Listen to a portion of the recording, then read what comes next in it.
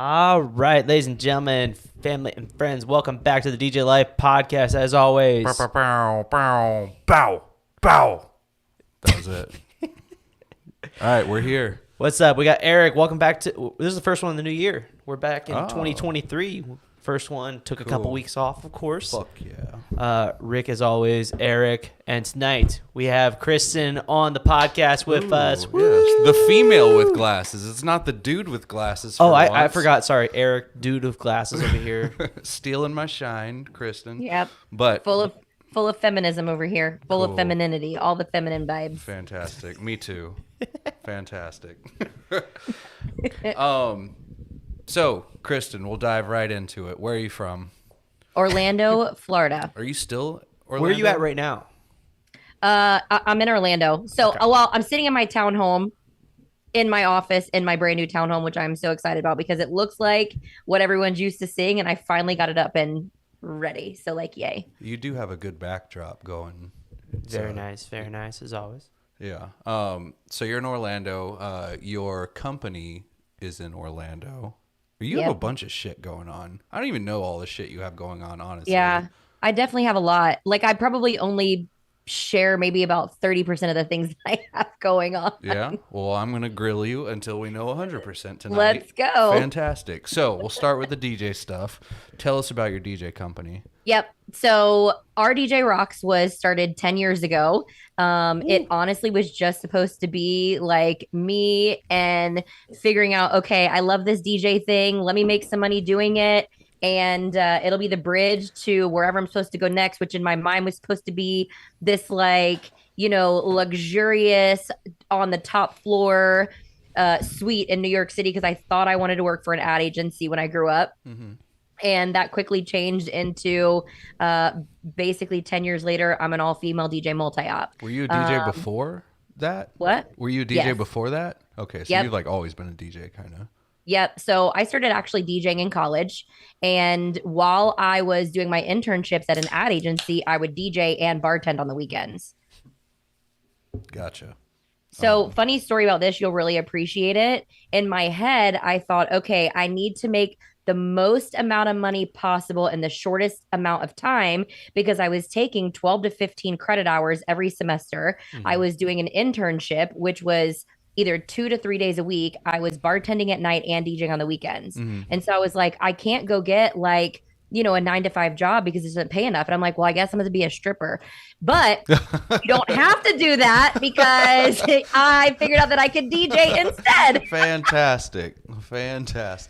That is really funny. Luckily, I did not have to go that route. It's just a joke, guys. It's just a joke. Hey, so. and if you had power to you, sex workers are people too. You say it's a joke, but like literally, I had 2 DJ friends that were girls in college, and literally they were like contemplating that. They're like, should I go strip instead? Anyways. Okay, let's get back on topic. Now. No, DJ really, like through college though, DJing really is, if you can get paid for it, the best job in the world. Because like you said, you can work 1 day a week, you can make your entire week's income in that one couple of hours, and then you have all the time to go do all the drugs all week, Sure. Yep. Everything matters. It's college. Come on. You're cool. Come on. Anyways, all right. So I was the goody two shoes. Aww. Like I was the one holding back the girls' hair when they were puking at the parties, and like I was the DD. Gotcha. I always have twerked, but like I was always the good girl. Like I would party till 4 a.m., but I would butt in seat at 8 a.m. Mm-hmm. Yeah, I was the good girl. Yeah, that's good. Where'd you go to college? University of Central Florida. Gotcha. Cool. Awesome. So not necessarily a party college, but it was a good time. Mm-hmm. I actually DJ'd a wedding this past year for a couple that went there. They actually had their wedding up here because their family's up here. That was a fun wedding. They had a rave hour. Awesome. 10 out of 10. That's awesome. Now that our football team is like half legit, it like people like notice the school. Wasn't as good when I was there, so football wasn't as exciting. Mm-hmm.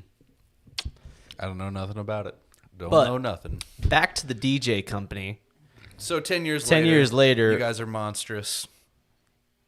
Keep going. I would say small but mighty. Like we literally just did our first wedding showcase of the year this past weekend. And, a few of the people on my team were like, yeah, I mean, we are mighty, but we are like small and mighty. How many? You're all female. How many DJs? So we have 7 of us now. Okay. So pre-COVID, that number was like 12. And Uh-huh. then there was lots of people that like did career changes. Mhm. So we've got about 6 to 7 of us right now, still working on hiring and training. And then we also just launched the Onyx part of our brand last year. So we have RDJ Rocks, we have Onyx, and we have Photo Booth Rocks. What is Onyx? What is Onyx? So if you kind of look at like all the brands as a whole, RDJ Rocks is the model that we basically train DJs from the ground up, right? So these are DJs anywhere from they just started until, I mean, they've been doing it for as long as I have, right? Well, Onyx was started because we needed another model. We needed a model to be able to manage the DJ who had experience and doesn't want to manage their own contracts anymore. So it's a different level of experience that brand brings to the table. In addition to, we also needed a brand that we could subcontract out entertainment or also production. So Is our DJ Rocks a higher price point? No. Similar price point or different just different model? models? no, Onyx is honestly a lot higher of a price point. And it's just because like normally the type of clients that we get for Onyx is okay, they know of us because they worked with us here and now they're having an event in Texas and they want to bring us to Texas. Or like Gotcha. they know us from somewhere else and then they're flying us from here to there. So it's kind of like the all over thing, you know? Yeah, yeah. You said Interesting. you have our Photo Booth Rocks. One, and this is just me. I know a lot of people do it to where they have like 2 brands like that. I tried to do, Dow Oak Photo Booth or whatever instead, and it was such a nightmare just trying to build a separate brand instead of just like tacking it on and building the one for me.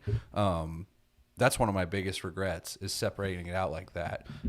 But I did see your seminar, I think it was at DJ Collective in Arizona, maybe, about building websites and branding and all that shit. So I know that you were like super on point with that, and maybe that's just like my weakness or something. But that was really tough. That was really hard for me to separate it out like that. Why did you separate it out?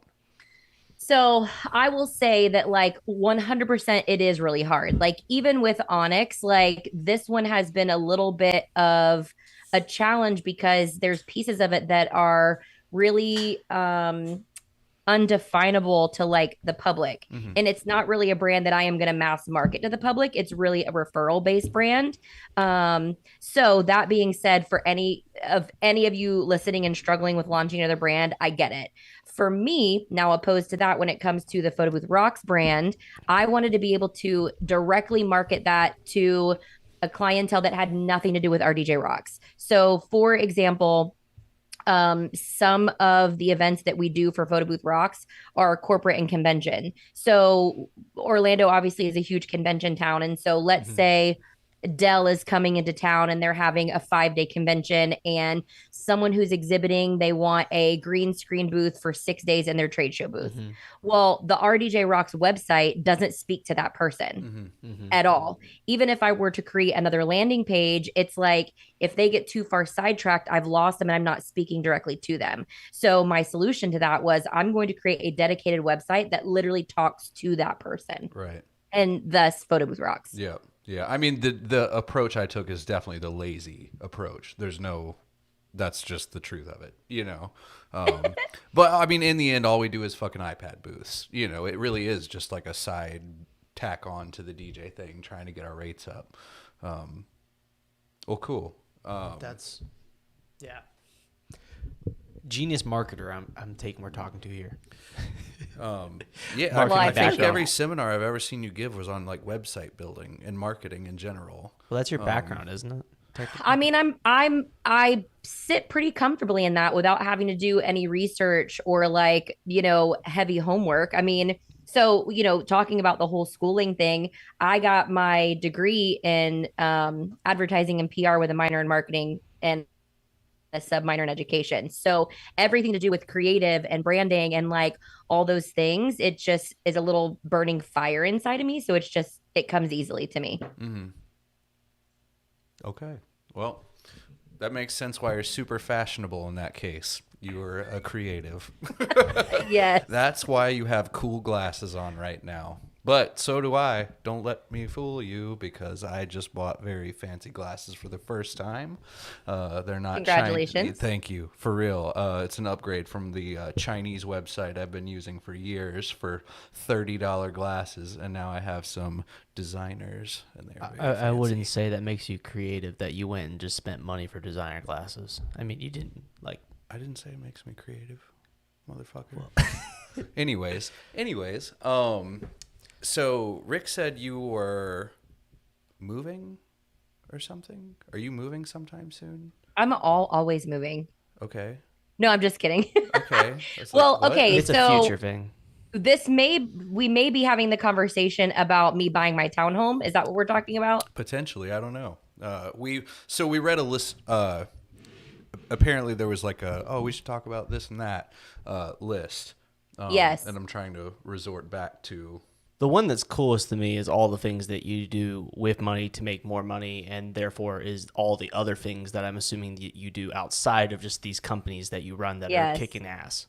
Yeah, we probably should talk about those things. You know, considering that is my favorite thing, I would like to do that as well. So let's do that. What all do you do? What are all your streams of income? And then we'll dive into.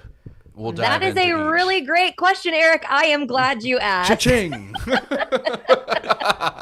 That is the correct question, my friend. Fantastic. So obviously it started off with me DJing as my stream of revenue. And I kind of want to simplify it because whoever is listening, we don't know what age of business or career they're in, right? So Correct. It was just me as a DJ. And first and foremost, like, you have to save your money. We can't just get a paycheck and blow the whole damn thing, or what I'm about to tell everyone is not going to work. So then it got to the point where, I had really great humans that were like, I want to do what you do. And I'm like, okay, let me train you. So obviously I created a multi-app. Then another opportunity came about where it was like, my clients continually asked me, like, can you do a photo booth? And the answer was always no, until it became, I'm just going to do this myself, because at the time there was not a lot of photo booths, weren't really a thing. This was 2000, I think 11 or whatever. And there were maybe just a few small companies in town, and that was it. So then we had the photo booth stream of revenue. So in general, that kind of created the brand of RDJ Rocks. So then outside of that, obviously I had my salary. And then what one of my goals was, okay, out of any profits that I could possibly get, which it took me freaking forever, probably year 6 or 7, irrelevant. I was like, okay, I am going to take this profit and I'm going to buy rental properties. And so in my head, I was like, okay, if I get anywhere between 1 and 10 rental properties in the next however many years, it can bring X amount of income that could eventually replace my income with the company and then do whatever I want with it. So at this point, now I have 2 rental properties. And I have my salary with my company. And obviously I still DJ. So I've got RDJ Rocks, and then I've got my rental properties income. And then just recently I made a really boss move with the help of my CFO when it was time for me to buy a townhome to live in. Because I wanted to keep my rental properties just rentals. I did not. And I was done living in an apartment. I was like, I need to buy. So what we ended up doing was, when I bought my townhome, I actually had my company finance it. So they're the mortgage holders, and then I pay the company my mortgage. So essentially, instead of paying the 6 or 7% interest rate that the world is charging right now, we charge the minimum of what the federal government allows, which I think is like 3 or 4%. So personally, I'm saving $700 a month on interest, but every bit of that money just goes right back in to the account, plus 4% interest over the course of 30 years. So it's like, you can do the math. Yeah. So yeah. Well, I mean, you'd have to have a huge company bank account for that to even be possible. Well, almost. So I think what I've learned in that process is you can do a private mortgage through a direct lawyer or attorney. the loan amount maximum can be $250,000 in the state of Florida. I don't know about any other states. So depending on your down payment, your loan amount, my maximum was 250. Yep. Yeah.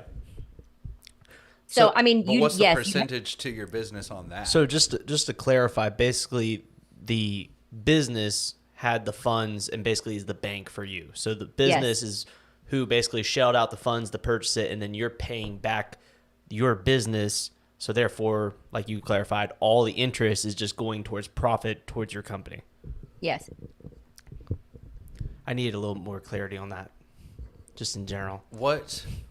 So, you know, if you had taken the mortgage out without the business as the middleman, you'd have gotten, like you said, like 7%, something. Yeah, fucking ridiculous. Kicking the balls nuts. It was literally ridiculous. What? Because you did it with your company, what is the difference? I think it price? ended up being, I have to pull up my mortgage note. I but wonder think it why was like- that is even, you know, like what the fuck? What do you mean? Why would you give a better rate to something else, you know, like to a company instead of a person? No, so As the bank that loans the $250 for a mortgage. Okay, so here's what it is. So I don't know everything to do with like lending and mortgages right now, but what I have learned in this process is the federal government sets a minimum interest rate that someone has to charge. I mean, I literally could probably Google it right now, like minimum federal interest rate. wait, Chris, just to clarify, did your business go get a loan for the house or Yeah. No, the Oh, business I thought is that's what yeah, you were yeah, saying. yeah. Yes. I thought you were a little off there. The business literally is the one giving her the loan. Yes. So it's up to the business to designate what that rate is going to be. That's why there's a different rate. It's not a bank involved. It's No. the company is her new bank in a way. Clarify. You Yeah, good? Okay. right. So I understand. And like I said, you have to have a huge company bank account to make that possible. Yeah. So like, Right. don't That's blow your why money. 10 years in. I understand. I was under We got a bankroll. The confusion I was saying, I was thinking that you still pulled out some kind of loan from the company and then still funneled it through you. I follow now. I'm being I don't stupid. think you can even do that. But, well, you I probably mean, could. why not? I don't know. That's if, why- if that's for why people some buy reason they gave LLCs all the companies time. better mortgage rates, then fucking why not? You know. But But, they don't. I feel you. Okay, cool. Well, that's Well, I don't very- know if you could hold a mortgage on a mortgage though. Yeah, No. I You could create an LLC and have the LLC buy the property, but then it couldn't be your personal residence unless you were paying a rent back towards it. Either way, you still have to have the cash for it. Yes. Right. Either way. yes. Correct. Well, that's cool. That's super smart. Nice. The whole Yeah, so- mortgage and loan world is very complicated. Well, and you know, the most wildest thing is that, you know, it was literally, guys, like 3 to 4 hours every week that the mortgage broker was like, okay, now we need all of this information. And so it was, this time around was honestly the most complicated submission process of getting my information. Like, for example, like I had to write a statement. This is the most minute things. I had to write a statement to prove or to verify that the company van that the company had been paying on for 6 years was in fact the company's and not mine, so they could deduct it from my monthly expenses. And I'm like, guys, I can give you every tax return for 10 years. Like, why are you like just and then the kind of final straw on this was, it was probably 5 days before potential closing, and they were like, okay, we're gonna need to see your P&L statements through Q3. And I was like, well, I don't even close the books until September 30th, and then it has to go to my bookkeeper, then it has to go to my accountant, and like closing is next Friday. That is not going to happen in 4 business days. And I was like, what's going to happen if it doesn't happen in 4 business days? They're like, you don't close. I picked up the phone to my CFO and I'm like, this isn't going to fucking work for me. Like, So that was trying to get an actual loan through a bank. Yes. Was And the so at this- hassle. yes. And so at this point we were like, what are we doing? Like, this is so dumb. Like, there's enough money from cash reserves that like if you pulled that for a loan and it wouldn't hurt the operational bank account. So like this is the direction we're gonna go. Yeah. So you mentioned CFO. I'm always curious on structure. So do you function as the CEO, and then who else do you have on like your board at the top? So I actually was just visualizing this the other day. So technically speaking, I'm CEO and COO, and then Okay. I've got my general manager Casey, and Mhm. then I also have my sales manager Jenny, and then she's got one sales assistant underneath her, and then underneath Casey we have our warehouse manager slash logistics. So anything that leaves the warehouse with regards to like production, lighting, or photo booth, Shadow handles that. And then off on the underneath the CEO branch, I have Jerry, who sometimes I call him my business manager, sometimes I call him my CFO, Mhm. but he's basically over finances. So like if I'm like, hey, I need this really complicated spreadsheet to tell me a statistic for the last 7 years so that I can make a decision, like he does that. Or like he'll help me make investments or be like, hey, I want to purchase this Cadillac. Can I do it? Like stuff like that. So he's a QuickBooks like professional practically. Yeah, he handles all of the sales tax. He handles helping me strategically, look at our finances. And he does all the taxes Nice. So he's got a for all CPA. for all the businesses, for the DJ business, the photo booth business, the real estate businesses, and personally. Damn, for a numbers dude, Rick, you got to hang out with her. She's on another level as a numbers woman, dude. I'm on year 3 here, man. Chill out. Hey, that's what's up. I got I 7 do- more You years to got get there. 7 years to catch up, motherfucker. Well, and here's the thing, like if I look back at my timeline, like this really and truly and honestly, there was like my first 1 to 4 years, it was trial and error. I'm like, I don't know what the hell I'm doing. I don't know how to manage. I'm a shitty actually manager because like I'm hiring people and then they're gone before 2 years. So I'm like, obviously something's wrong with me. I'm either not training properly or like I can't keep people. So like, what's the problem? Mhm. And then I would run into, okay, well, I need to pay them more. Okay, well, I'm not charging enough. So then I have to like, look at what are we even worth? So it was like It's a literally spiraling it was circle. Yep. it was literally that game.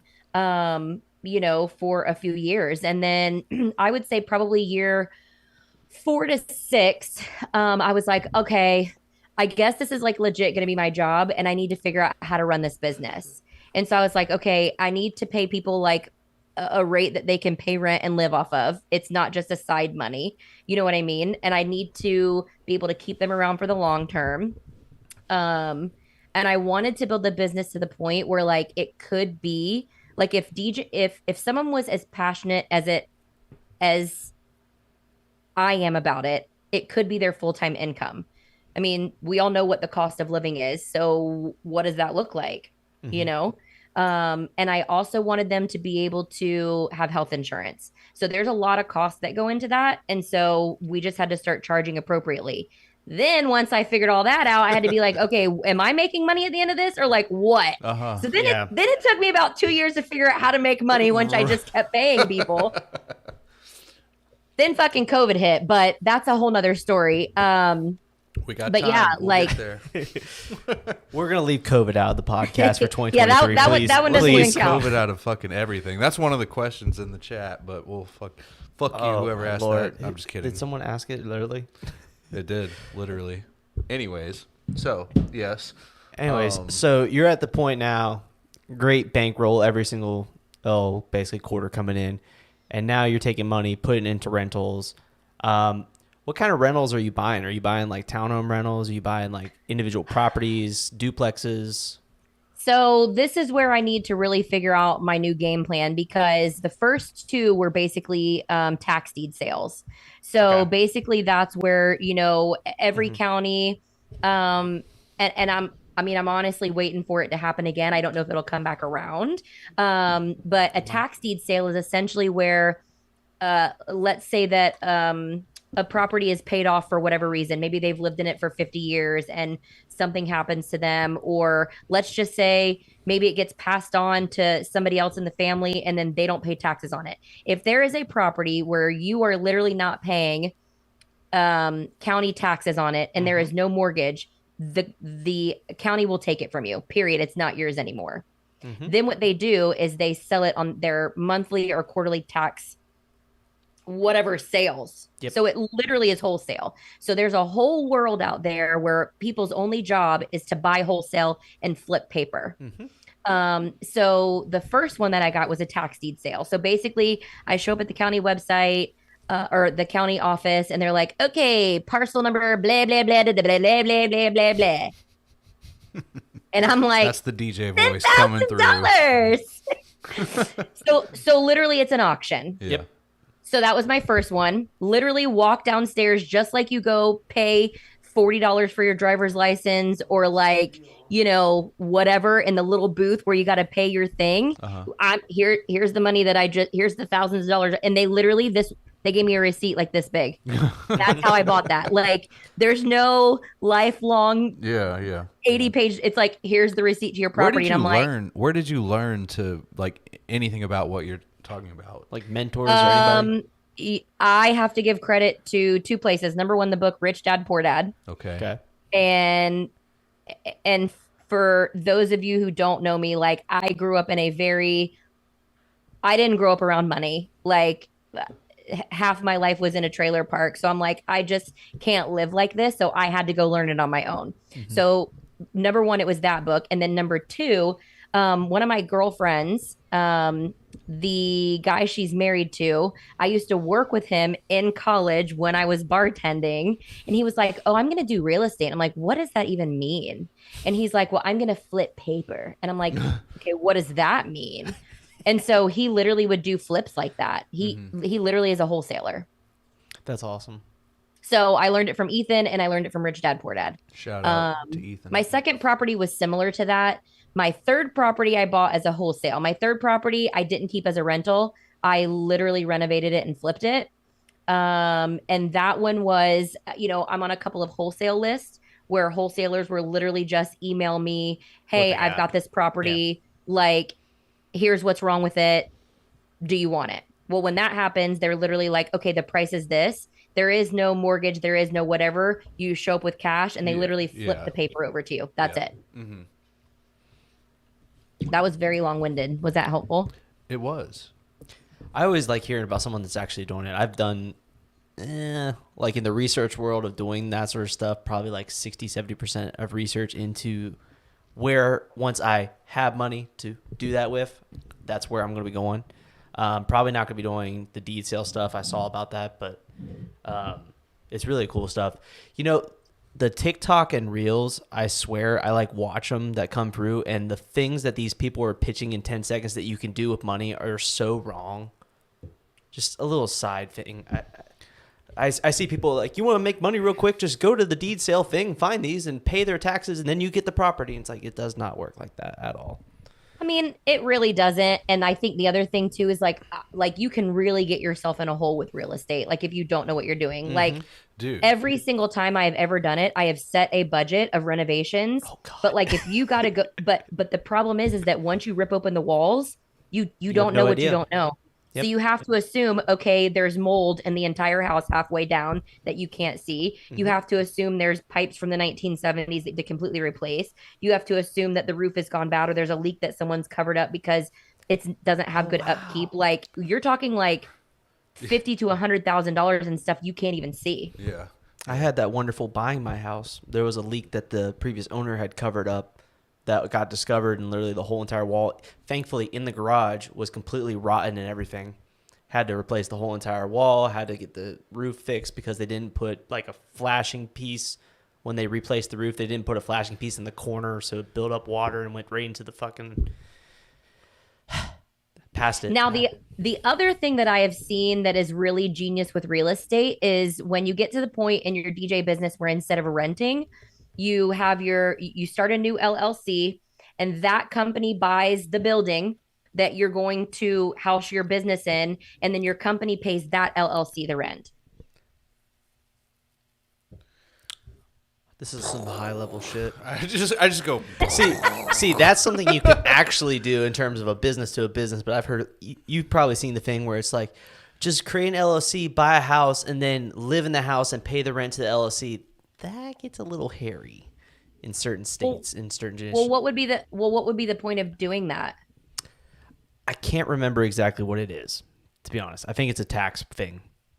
I can't remember. Now, I will tell you, I haven't been ready to look into this for about 5 years, but both of my rental properties are in 2 separate LLCs. Mm-hmm. I think that there is a real estate Roth out there. And what that is when those accounts, because they're just getting $1,200 a month in rent, right? Yeah. So when one of those accounts, when the cash gets to the point where it can reinvest in another property, mm-hmm. I think what I can do is I can open a real estate Roth.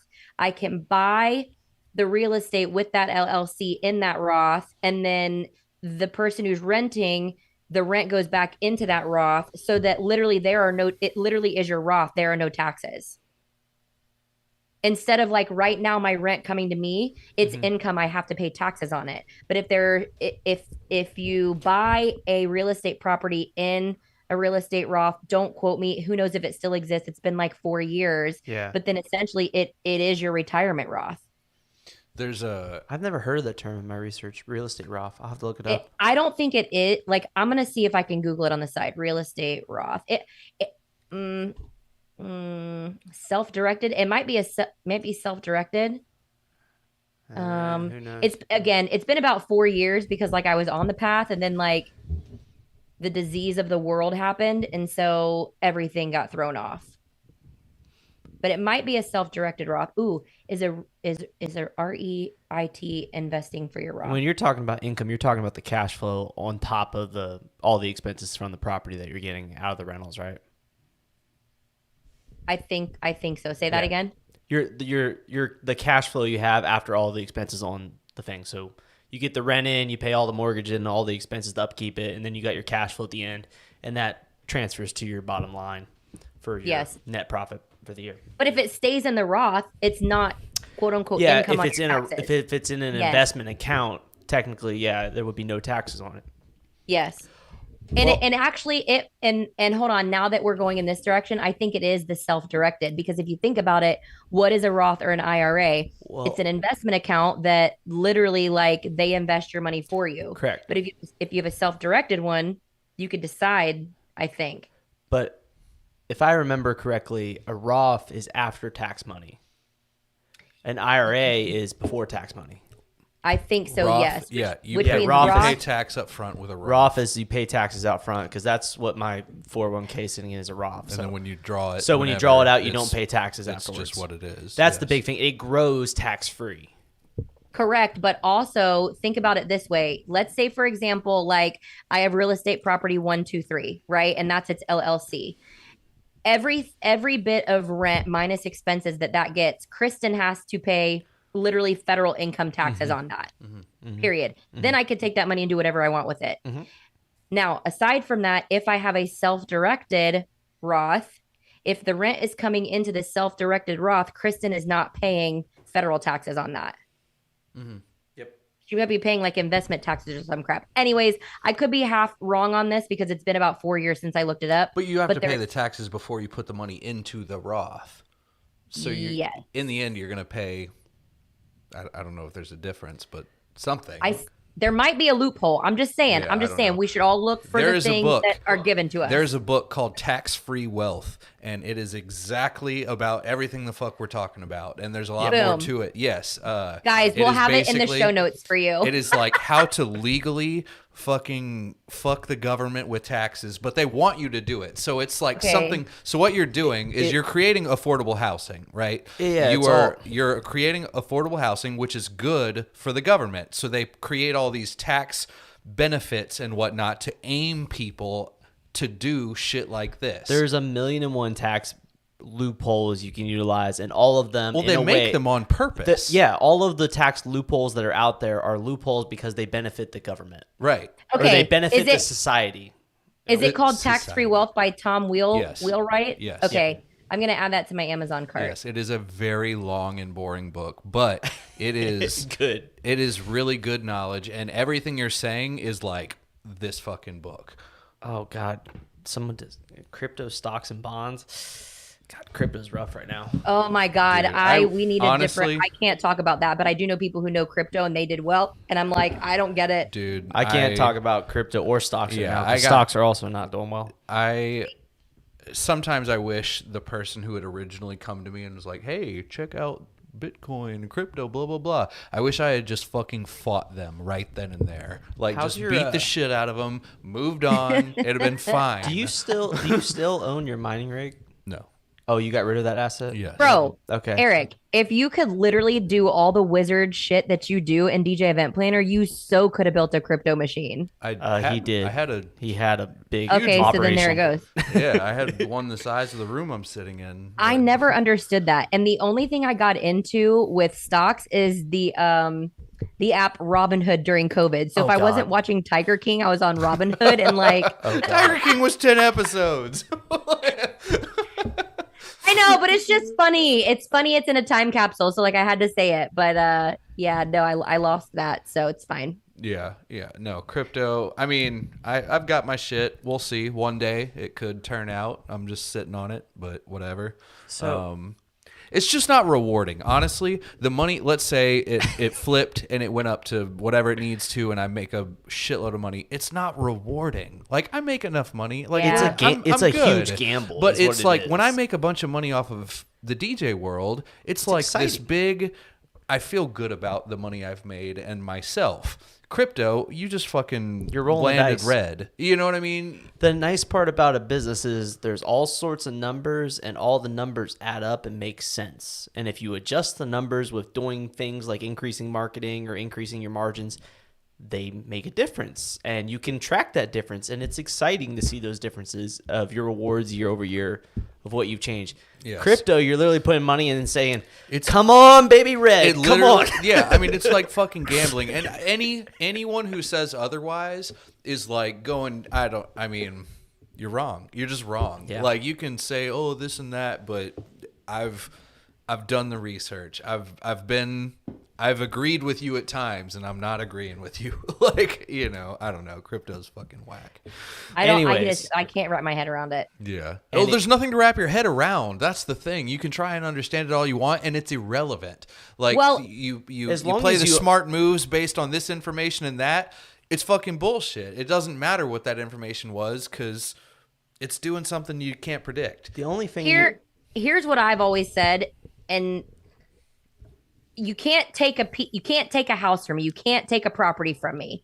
So like physical. it may not like if there's a list of investments that like when we all save money when we're DJing and blah blah blah, where can we put it? Like you literally can't take a house from me. Right. Like so it's the safest bet, and so that's where I was like, let's go. Now I got to figure out this music thing because I recorded music, and we'll see if I can make money off that. Yeah. I was about to say we've talked about rentals, we've talked about you got a townhome and everything now and the businesses. The only thing I know that we're missing, unless there's other things hidden underneath that eggshell, is you're recording. She's a country music You're recording star. a country music career that's taken off. A quick what we're saying, she just randomly decided she's going to make a country music album and made like a legitimately like professional studio Went recorded all full-length out. album. It was, there's no shortcuts taken. Am I right on that? There was none at all. Yeah. But the last time I talked to you, I thought that you said that you were done with that. For some Yes. reason. Well, yes. So we, because I think we talked in November. I think. Yes. Yeah, November. Yeah. Yep, we talked in November. So the album is done. So it's a full EP. There are 5 originals, and then I'm going to release 1 cover song. And so now I just got to figure out how the hell that world works. Mm-hmm. Good So luck. like, Are you Here we trying? go. Are you trying to figure that out, or are you? yeah, I Is mean, that just- yes, but like obviously with everything we've talked about, like there are a lot of things on my plate, and like I've gotten to the point where I'm like, there are some times where like I don't want to work until midnight. Mhm. So with engagement season and convention season, and everybody beginning of the year meetings with all the employees, like I really have not been able to time block time for the music. Luckily, like it's all recorded and it's all done and like we're good. Now I just have to figure out, okay, now what? Like I'm signed up with publishing, so like if anything does come in, at least there's that, because you have to be signed up with a publisher. And now at this point, before I start releasing anything else, I really want to figure out, maybe one or two things. Like the thing is, I don't know what I don't know yet. So for example, when I first started my DJ business, I don't know what I'm doing. So now it's the same thing all over again. And so there definitely is going to be many trips to Nashville this year. I've started to kind of like mingle with, music writers and producers who are kind of in that world to kind of, I don't want to pick people's brain because I know what it's like, but like, if you put yourself in an environment, you start to pick up on the lingo, or like, okay, that's what I gotta do. Or like, oh, okay, I need to pitch this song to playlist because that's how this world works now. And like, oh, okay, I'm gonna need to schedule a showcase and like have the band, and like, okay, that means I'm gonna need merch, because like you don't get paid if somebody listens on Spotify. Like I'm gonna get paid by going and singing it and selling merchandise and blah blah blah. So I don't necessarily want my music to give me my income, because I really, really love writing it and I love creating it. It's sort of like your passion project you're working on Yes. right Yeah, now. I was gonna say, unless it's like a 1 in a million, no offense, like your music could be fucking great. I've never heard it. No, Yeah, sorry I know. again. But Yes. come on, you know what I mean? Like you're a it's- successful it's- businesswoman. first For of you all, to admit- compare to your other income, like I mean, it's literally starting all over. Like I've literally spent 11 years in this business, so of course it's going to see some level of success. So, I don't really have mighty expectations. I'm just going to keep doing what my heart tells me to do with my music, and where it takes me, it takes me. If there's money to be made, there's money to be made. If not, like I feel like it is the one place that like. And this is maybe just like me putting my own, fears out there, but it's the one place that like you can go F yourself. You can't judge me. Like, but the funny thing is like you could totally judge me if you hate how it was produced, if you hate the instruments, if you hate how it was arranged, if you hate the lyrics. But like, I don't care, because when I'm singing, I'm putting my heart out there. So you can't judge my heart. Yeah. So what do they need to search for on like Spotify to go check out your music? Yep. So it should be at this point on all streaming platforms. There's one song that's released, and you can search Kristin Lee as the artist. Gotcha. So go check it out. I know it's on Spotify, so go check it out on there. Check out all the plays and everything. What are we missing in terms of other aspects of income that you have on the back end, or anything in the future works that you're working on? Yeah. Have we covered all of her revenue streams? I mean, there's a small little other revenue stream that I probably just like pocket all together, and that's anything that's like, meetkristin.com. So that would be like, if I'm getting paid to speak, or if someone, Eric, we were talking about this beforehand, wants to pick my brain, if I get a text message, absolutely. What's it regarding? Here's my Acuity link to sign up online to pick my brain. What's Acuity? I've never heard of that one. Acuity? Is it like Calendly, or what is Acuity? Yes. Similar. Okay. Yeah, right. it is exactly like Calendly. Okay, so that's all I need to know. basically, yeah. And so you can basically assign that meeting a dollar amount that someone can pay. Yep. It's not like a massive. It's like it's my fun money. Yeah, it's the weekend's dinner. Honestly, literally. You're buying me dinner if you do that. And you might not agree, and that's fine, but I'm going to put a price tag on this, so you guys fuck off sometimes, because I just don't always have time to let you pick my brain. And trust me, I'm like a very social butterfly. Like, I want to talk to you. I want to talk to everyone. I want to be your friend, as long as you're nice to me. I want to like put my little stamp on that, because for anyone who has never actually met Erik in God. person. Like yeah. online, he is this like funny, sassy, like Asshole. no F's given. Thank you for saying it. But like literally the first time that like we were in the same vicinity, you literally walked right over to me, sat right next to me, and you're like, "Hey, I'm Erik. I heard you had some questions on DJ EP. I can help you."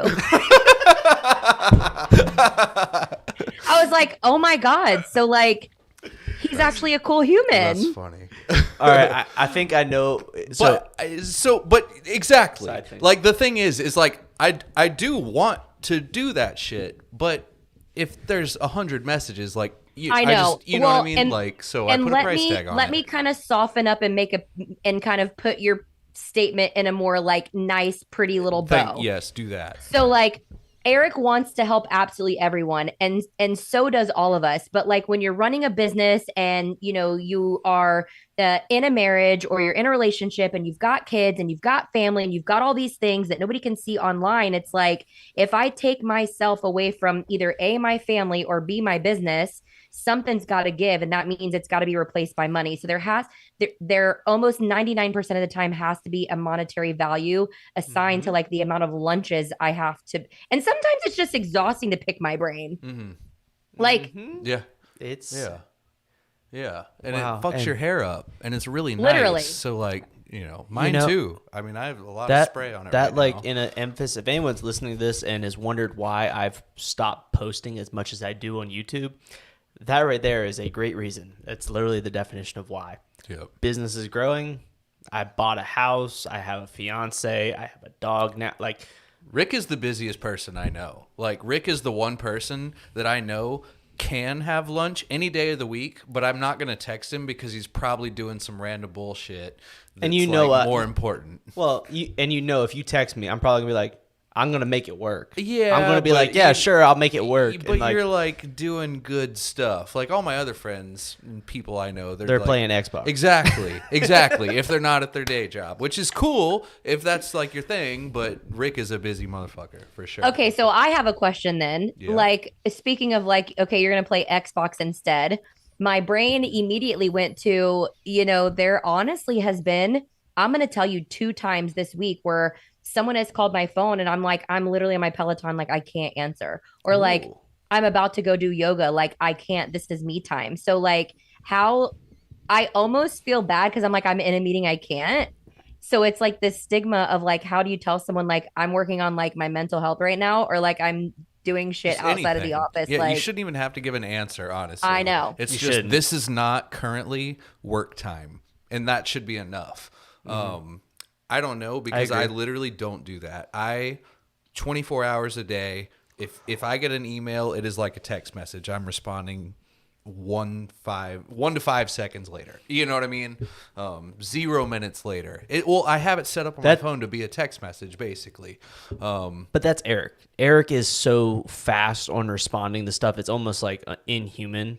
Like I'm a very like I see pretty much every text that comes in, but like Yeah. I'm thinking about what I want to Rick is the respond, slowest or fucking if I texter. want to respond, or Dude. what. Like in my mind, I got to analyze. And then I'm like, do I Yeah, got to check the calendar? And then like, I got to check the DJ event planner calendar? And then I got to check my personal calendar because like, I'm almost at my social battery limit for the month of May. So like, can I really take that on? And like, Yeah, I mean, I have pre-saved responses, but and That's there's only so many. Like if I type AQ on my phone, it's going to send that is a North Carolina lead that is asking for some kind of response, right? And all okay. it does is say like, "Hey, let's hook you up with Graham. Here's a link to set up a call with him." Blah blah blah. It's like all personalized and stuff, and I know that's AQ on my phone, and so I can do it immediately.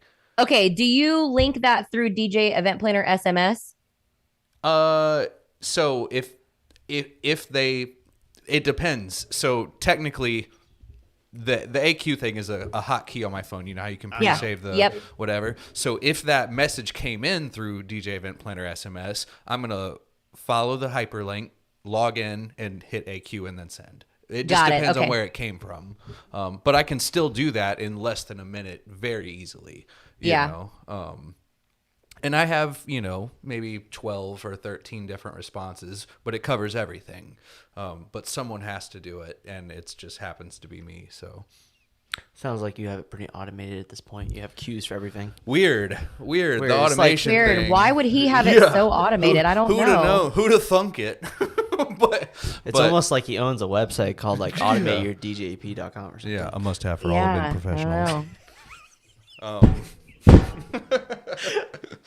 All right, this is a little side plug, but like if we can hit like 1,000 subscribers on this channel so that we actually get this monetized, we're buying like a stream deck with like fucking like audio cues so we can be like Sounds good. Sounds good.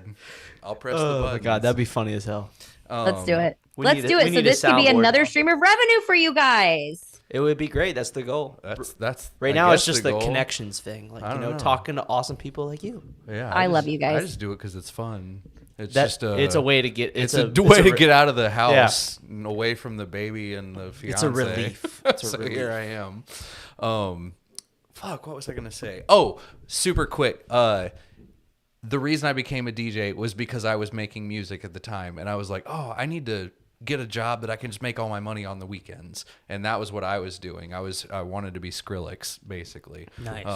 And I was. Are you Skrillex? I'm Do you, not. do you have any like music on Spotify? I do. I have a Oh, do fuck you ton. really? Yeah, I have a shitload. Can you DM me the link to all those? It's well, maybe, but I used to do a lot of electro swing and a lot of just remixes in general. But anyways, That's cool. I wanted to do that, so I became a DJ. Paid all my bills with 1 or 2 days of work, and then through the week I could play the drums and make remixes. I didn't say that earlier, and I wanted to, and then Rick fucking interrupted me. Yeah, you're welcome. So everyone needs to go like DM and message Eric and be like, "Yo, where's your music? Yo, where's your music?" You Yo. know, actually, when I'm in a very heated argument, not me, but like if I see a heated argument on Facebook, sometimes I will plug my SoundCloud link right there. You don't just plug like automate your DJ. I do that too. I do that too. That's the one I see. One or the other. It's either my website for automation or my SoundCloud. I just appreciate that like you screenshot these and like post them again so everyone can laugh at what you're doing. Just in case you missed it, I was funny on Facebook today. That's what I love reading. These two people were like arguing over EVOC, like RCF or EV, whatever, and then Eric's like automate your DJP. All right. Well, so we got a couple minutes left. Let me scroll through the chat. I did see a question related to, and it's probably you got two different businesses now, but W-2 or W-9 employees. Ooh. Okay. So I started our DJ Rocks with W9. I moved them to W2 in 2015 or 16. Mm-hmm. And honestly, that was just because I couldn't admit it then, but I can tell you now I can't let go of control. Mm-hmm. And like, I wanted to be able to train them. I wanted them to wear what I wanted them to wear. I wanted them, like, everything needed to be like on brand, like in my head, the brand is more than just the website. And so in order to do that, my CFO was like, bro, like they are not W9. Yeah, you have to make them W-2. Literally. What's Onyx? Onyx right now we have we have three DJs and they are all contractors right now. Cool. And then the secondary question that person asked was percentage or flat rate? Just what is the pay structure? There's no way it doesn't start with a flat rate. Well, do you have a set amounts for everything, or do you do percentage based for everything? So basically everything is a flat rate. Like our DJ Rocks, all the DJs get a flat rate, and everyone is based on experience, how long they've been there. And then, I mean, there have been a few negotiations where they were like, this isn't going to work. And I'm like, at a certain level. Yeah. Right. Yeah. I mean, a newbie's not going to have negotiations. You a newbie can like, negotiate all you fucking want, but here we go. Right. I got you. Literally. And then Onyx is the same thing. It's the flat rate. It's like, hey, I have this gig. What do you, what is your rate? And that's sometimes the question. And sometimes it's like, I just know that for 4 hours, this person is X. Mm-hmm. Yep. Cool. Those are the only two questions I saw in the chat, it was one question with two questions Yeah, I scrolled through and super quick. I liked it. And they use W-4 contractors. They get a W-4 at the end of the day, or it's Yes. W-2. W-2. Now, Terminology. I also, I'm not opposed to, at a certain point in time, doing a percentage. But, and here's what I've learned. The biggest thing I've learned with the amount of DJs that I've had is everyone is different. So there is not one size fits all. Mhm. So if there is someone that comes to me and says, I'd rather make a percentage, I would be like, okay, well then let's dream up what that looks like. Yeah. I'm not opposed to that. So I think it's just whatever works for the DJ. Yeah, I switched. I used to be all W-2s, and I actually switched to 1099s. Usually it's the complete opposite of that as people grow, I feel like. But I've actually tried to backpedal on so much control kind of thing and let Jesus take the wheel. Jesus definitely has taken the wheel for me. Also so that I can drink wine. But I think that's another reason why Onyx exists for a few reasons, and that's honestly one of them. You know what I mean? I don't need to be in full control all the time. Yep. Yeah. Agree. So let's see. One little question to wrap it up, I guess.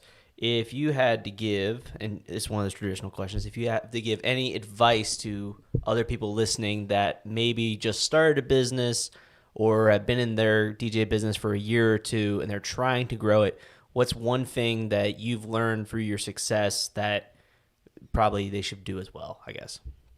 Ooh, okay. One thing you failed at or should be you learned from that, don't do this. So I'm going to give you actually two answers to this. I'm going to say figure out how to have enough self-awareness to know what you don't know. There was a point in my business in year 3 or 4 where I was like, dude, I don't know if this is a good idea for me to manage this kind of money. I'm going to go blow this. Like, this is not a good idea. And like, I was around enough entrepreneurs who had been doing this for so long that had zero savings. I'm like, there is no way.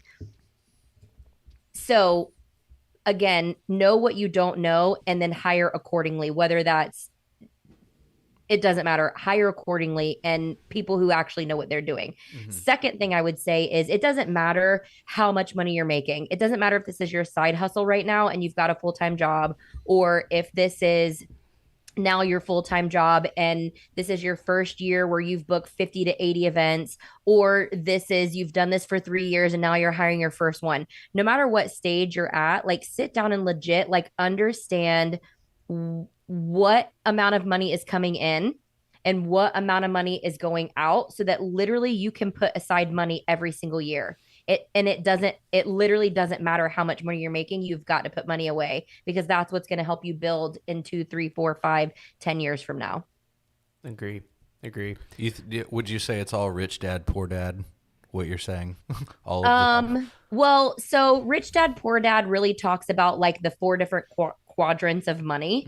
And so that can really start to get your brain kind of churning of like, okay, where is my money coming from? And like, okay, if I've got my full time, so think about it this way. When I was right out of college and I was working at the ad agency, DJing was on the side. So I had my full-time money, DJing was my side money. Okay. So that's 2 quadrants of money.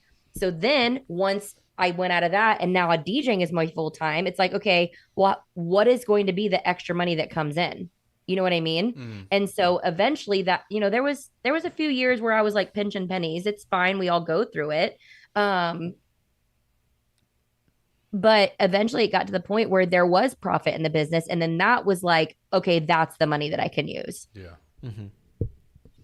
Really good book, by the way, if you've never read it. I feel like that's like one of the book any entrepreneur I've ever met has fucking read.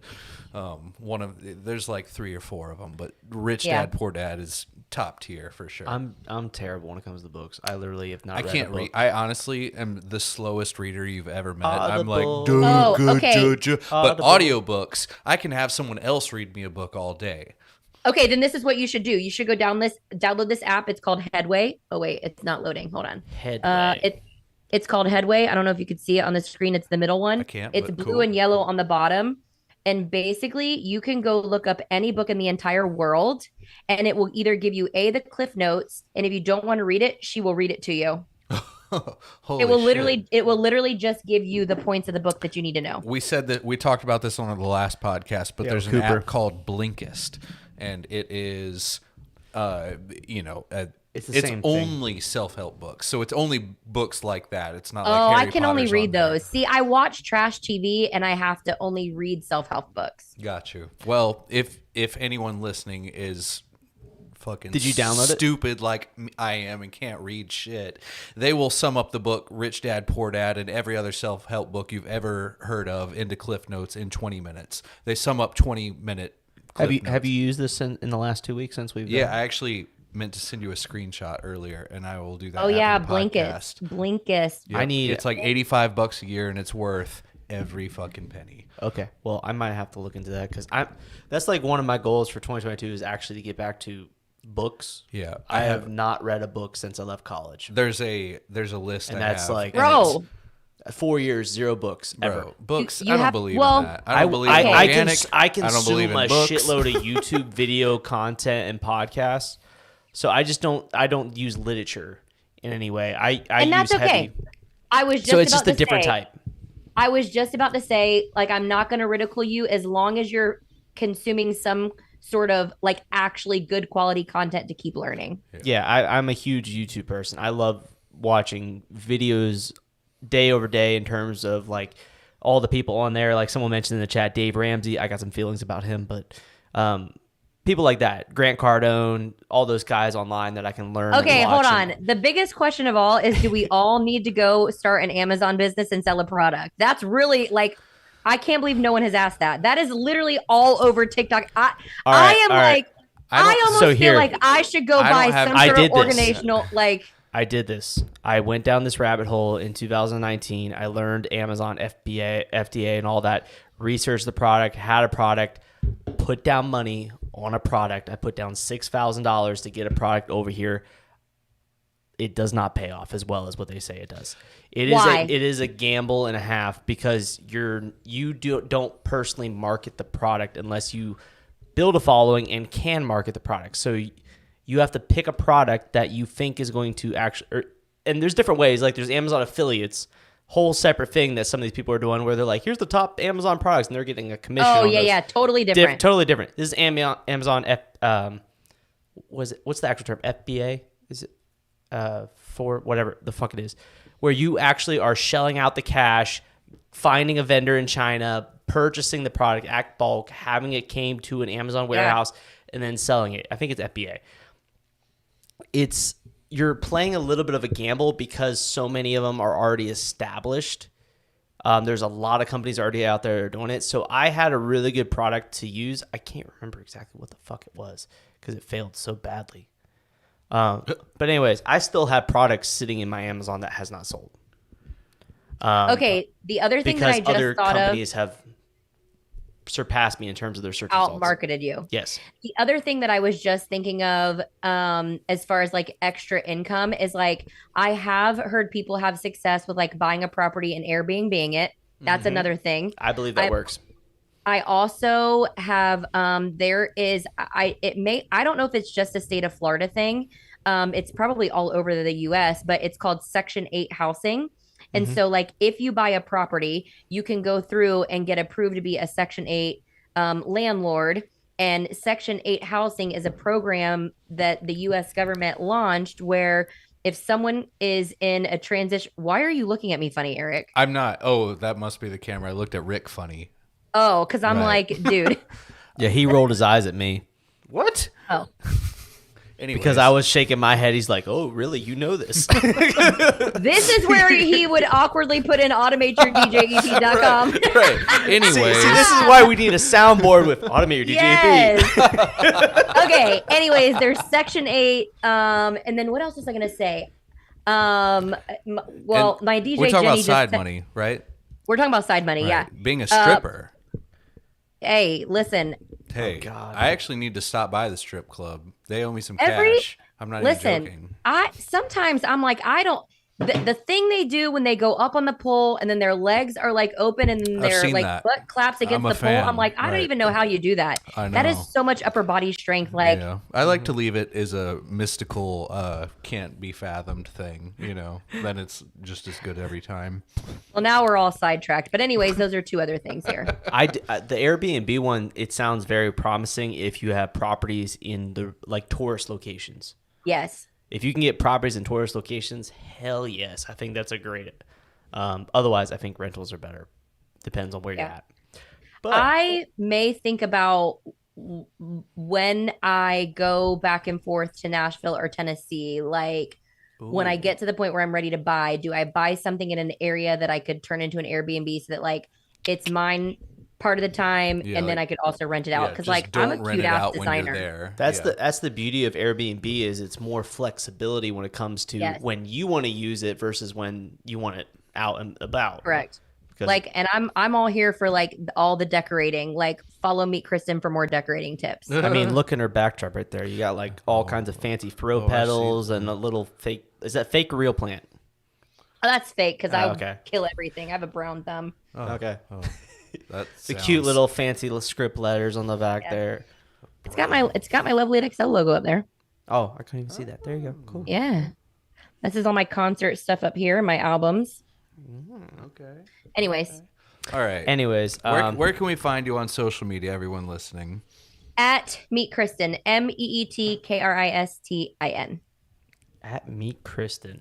Follow her on all sources. Instagram. Do you have a YouTube? Follow me for more tips. You know, you don't have a YouTube, do you? Yes, I do. I don't update it very often, so sorry, it's kind of 2021. I only found the Our DJ Rocks. Yeah, Our DJ Rocks has a lot of content. Yeah, as it should. I mean, marketing 101. Anyways, thanks so much for being on the podcast with us. I enjoyed the time here. This was fun. Learning about investment ideas for everyone out there when you start cash flowing and making all kinds of buku bucks out there. But anyways, Erik Massengale, as always, we need to find our next guest, by the way. All right, we'll do that. I don't have a next guest lined up yet. Anyways, thank you guys so much for watching. Kristin, any final words? Just boss ass shit. Yeah, that was a good one. Ha, you know what? You know all those things you wanted to go do? Yeah. You should go do them. Yeah. Yeah, stop what you're doing right now. Go do that shit and make some money. Amen. Anyways, guys, thank you guys so much for watching. We'll see you guys on the next one. And I'm going to keep rambling until I can find the button to press. And